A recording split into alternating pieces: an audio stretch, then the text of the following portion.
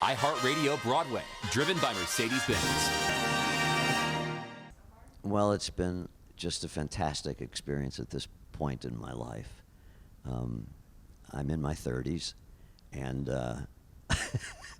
that's not true. To have been given this part at this point in my life has just been an enormously important, and I'm honored to play the part, and to meet Barry Manilow and Bruce Sussman and Warren Carlyle, and it's such a gift, and I think of it as, well, I would still like to do more, but I do think of it as possibly the greatest part I've ever been lucky enough to play.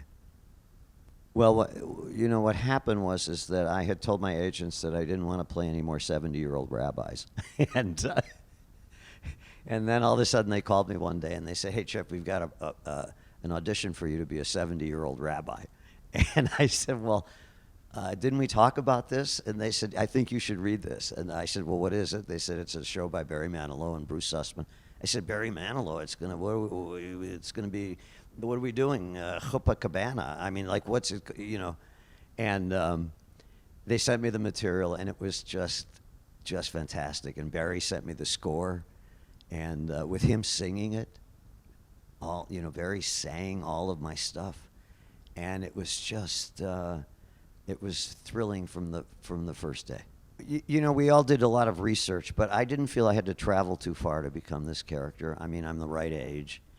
I could have been a cantor. Years ago when I started taking singing lessons, and when I came to New York, I was taking voice lessons here when I got to New York. The teacher said, the acting thing's tricky. It might not work out, but you give me 3 years, I'll make you an excellent cantor. So I got, so I feel it's it's not a long journey to try to figure out how to play the rabbi, and I do pretty much myself. Luckily, I've actually met people who knew him, and because he lived to be 97 years old, and he trained lots of people for their bar mitzvahs. My character is in real life, and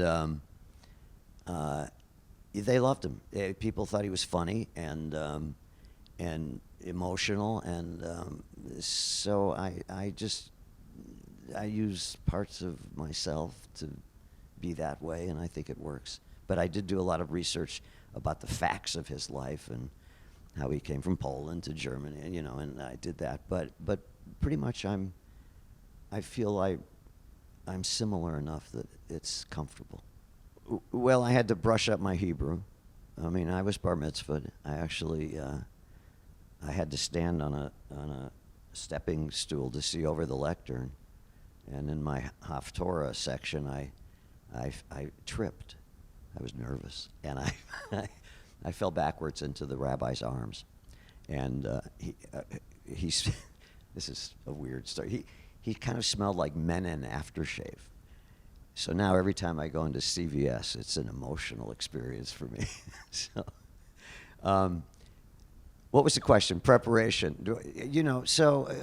I really do worry about my voice. So I've clocked back into voice lessons and sort of stamina and stuff like that I worry about because it's a really demanding role, and the preparation was research, but also physically I was really worried about if I could maintain my health and vitality through the whole process. So far, so good. Me and Sierra Boggess, we might be the oldest people in the cast. I think are the only two people that haven't missed a show yet. So I'm proud of that. We've done 1 million shows together. Sierra's played my wife, my daughter, my trophy wife. We're very good friends, close friends. And she lives on the same street. We live on the same street. Funny stuff on stage. Not so much in harmony. In a lot of other shows, I've had other problems, but it's so intense. So far, knock on wood, there isn't any wood around. Usually those funny things happen when there are mistakes. And so far, we've been pretty clean without too many things going wrong. I did have a moment last night where one of the characters, I'm in a different world because I'm sort of remembering the show. And so it's not quite clear if I can actually interact with objects, right? Because I'm not really there, but I'm next to being there. And Zal Owen, who plays Harry, the guy who founded the Harmonists, we have an opening scene together, and he pushed music off the top of the piano and it fell on the floor. And we had to decide who would pick it up. Could I, in other words, touch the music because I'm not really there? Or would I have to have him do it, but he's playing the piano? So we looked at each other, and I told him to pick up. I kind of went like that. I made him pick up the music. I never imagined, yes, thank you so much. I've never imagined that I would get to do what I'm doing. I mean, I was basically on my way to law school.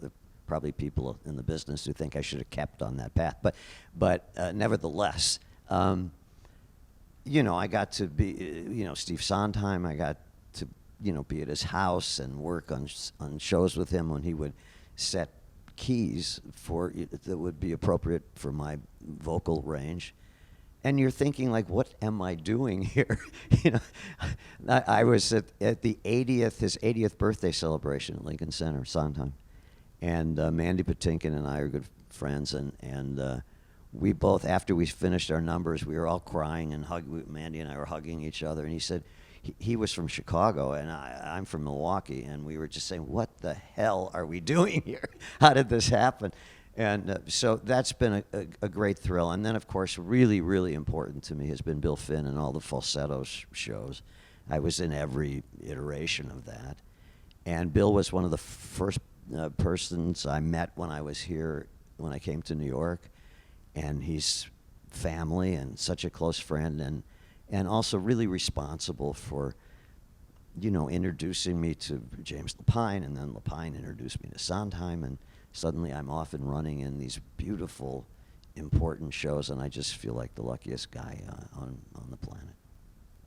I would do it a little differently than I did it. I mean, most kids now are trained much more than I was when I started.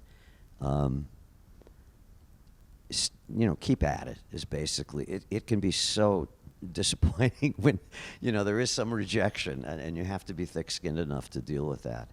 And keep your fingers crossed that you get lucky, because luck is a big part. I mean, you have to be prepared, you have to be able to sing when called upon to do it, and the things that you need to know technically. But, just keep at it.